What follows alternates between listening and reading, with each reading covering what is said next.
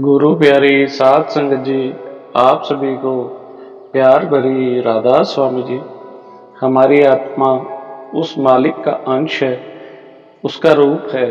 फिर मालिक ने हमें अपने आप से अलग क्यों किया? सतगुरु अपनी कृपा करके फिर हमें अपने साथ मिला लेते हैं। जैसे कि आप सब जानते हैं कि संगत में कोई ना कोई कमाई वाला अभ्यासी होता है जो हमारा मार्गदर्शन करता है, क्योंकि मालिक की कृपा ही होती है। मालिक खुद ही उनके माध्यम से हमारा मार्गदर्शन करता है। तो जब ऐसे प्रश्न उस आदमी से संगत में किया जाते हैं तो उसके मन में बहुत सारे वाद विवाद उठ रहे थे। संगत में एक पुराना सेवादार था, सब उन्हें मास्टर जी बुलाते थे और सभी उनका बहुत मान आदर करते थे, क्योंकि सबको यह बात पता थी कि यह बहुत पुराने सत्संगी हैं। इन्होंने तो अब तक बहुत अभ्यास कर लिया होगा और बहुत सफ़र तय कर लिया होगा। तो सभी संगत की आंखें उनकी तरफ थी। यह बात उनके पास पहुंची तो उन्होंने एक साखी संगत को सुनाई, जो मैं आपसे साझा करने जा रहा हूं। तो आप साखी को पूरा सुनने की कृपा करें। एक राजा था और उसका बहुत बड़ा महल था। वहाँ पर किसी चीज़ की कमी नहीं थी, सभी सुख सुविधाएं वहाँ पर थी। वहाँ पर कोई दुख नहीं था, कोई तकलीफ नहीं थी, केवल सुख ही सुख था और आनंद था। राजा का एक बेटा था, लेकिन उसका बेटा कुछ बिगड़ गया था। उसे महल में मिलने वाली सभी तरह की सुख सुविधाओं की कोई कदर नहीं थी। अपने बेटे को देखकर राजा बहुत दुखी हुआ करता था। राजा ने अपने बेटे को कहा कि सुधर जाओ, नहीं तो मैं तुम्हें इस राज्य से निकाल दूंगा।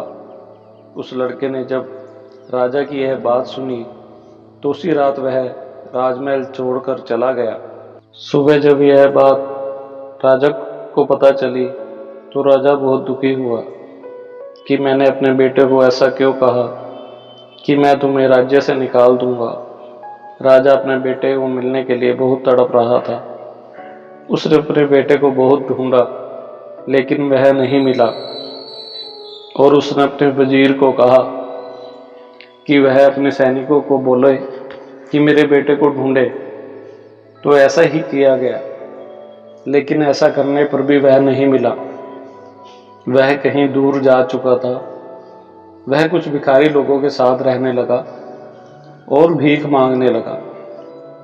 ऐसे ही बहुत वर्ष बीत गए, लेकिन राजा हर रोज उसकी प्रतीक्षा करता रहा।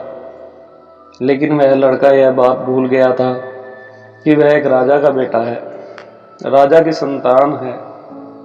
क्योंकि जब उसने राजमहल छोड़ा था तब वह बहुत छोटा था और अब वह बड़ा हो गया था।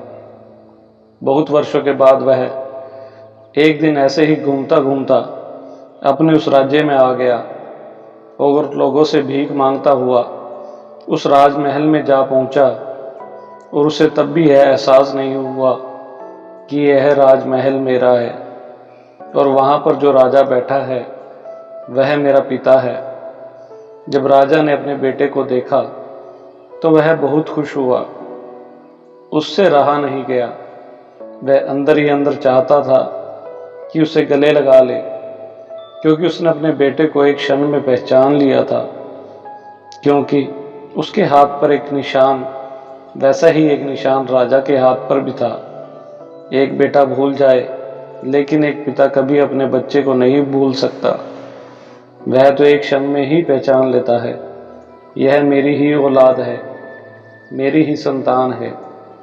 तो जब राजा ने देखा कि यह मेरा ही बेटा है और उसने अपने बेटे की हालत देखी कि यह भिखारी बना हुआ है, फटे पुराने कपड़े पहने हुए हैं और गंदगी से लथपथ है, तो यह सब देखकर राजा को बहुत दुख हुआ।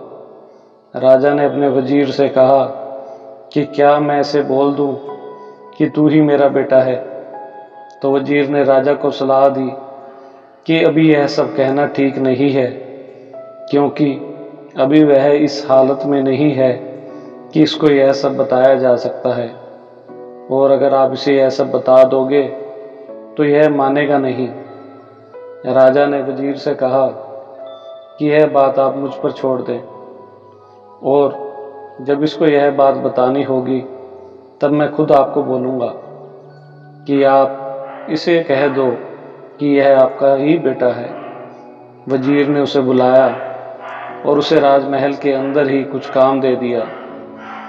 वह उस राजमहल में काम करने लगा।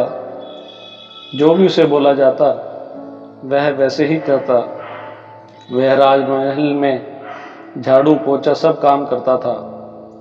ऐसे ही कुछ दिन बीत गए और वजीर ने उसके फटे पुराने कपड़े उतरवाए और उसे अच्छे कपड़े पहना दिए, उसे एक अच्छा व्यक्ति बना दिया। और ऐसे ही दिन ब दिन उसकी हालत सुधरती जा रही थी। जब वह राजमहल में रहता था तो उसकी याददाश्त धीरे धीरे वापस आ रही थी। वजीर ने इस पर बहुत काम किया और फिर उसे राजा की सेवा में समर्पित कर दिया, और अब वह राजा के पास ही रहने लग गया था। और फिर एक दिन राजा ने उसे कहा कि तू मेरा ही बेटा है। अब वह एक राजकुमार बन गया था। वजीर ने उसको भिखारी से एक राजकुमार बना दिया। तो जब राजा के सामने पेश हुआ कि अब आप इसे कह सकते हैं कि तू मेरा ही बेटा है, तब राजा ने उसे अपने गले से लगाया और उससे कहा कि तू मेरा ही बेटा है।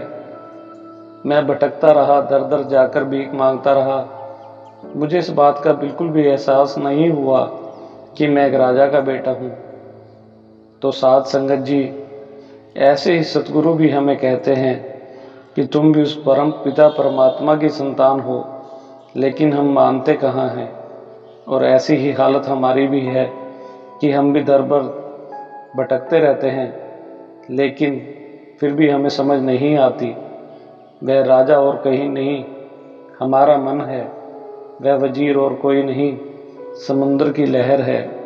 परम पिता परमात्मा सतगुरु हैं, जो हमारी हालत को सुधारते हैं, जो हमारी गंदगी को साफ करते हैं, जो हमारे लिए संसार में जन्म लेते हैं, जो हमें नाम की बख्शीश कर हमें भजन बंदगी करने के लिए कहते हैं, ताकि हमारे अंदर जो गंदगी है वह दूर हो सके और हमारी वह चमक वापस आ सके, हमारा उस मालिक से मिलाप हो सके। बाबा जी आपसे सेवा करवा देते हैं, क्योंकि सेवा से हमारे जन्मों जन्मों की महल डर और भले ही हम में से कुछ संगीत भजन नहीं करती, लेकिन सतगुरु ऐसे जीवों की सेवा करने के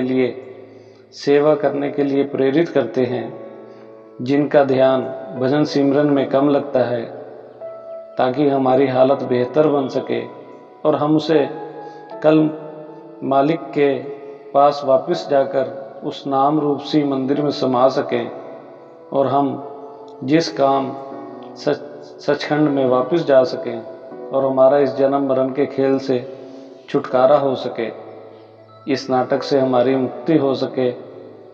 साध संगत जी, अगर आपको हमारी ये साखी अच्छी लगी हो तो उसे शेयर ज़रूर कीजिए।